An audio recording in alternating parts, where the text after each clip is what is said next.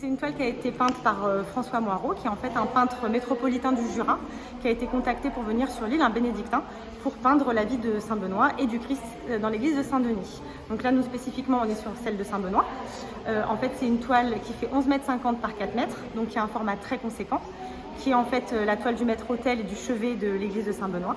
Elle a subi plusieurs dégâts des eaux, qui ont fait qu'en fait, elle a une partie de sa toile à sénestre qui a été complètement détériorée, et qui a provoqué en fait des lacunes du support et donc une perte visuelle de l'image que le peintre avait peinte en fait. Donc nous aujourd'hui, le but de notre intervention, c'est de redonner à cette œuvre une bonne lisibilité en fait et de permettre aux fidèles de retrouver Saint-Benoît pour enfin le reprier. Tout est toujours possible et rien n'est définitif, voilà. Et en plus on a de la chance d'avoir aussi des documents historiques qui nous permettent de reconstituer vraiment là où on a des manques visuels, voilà. Donc on n'invente rien, hein. Surtout en restauration on n'invente rien, on se base sur des documents historiques. Celle-là en particulier, je pense que c'est plutôt le climat et les matériaux à adapter aussi par rapport à la Réunion, parce que on est sur des climats chauds, humides, mais aussi on est capable d'avoir dans la même journée de la pluie et de la chaleur.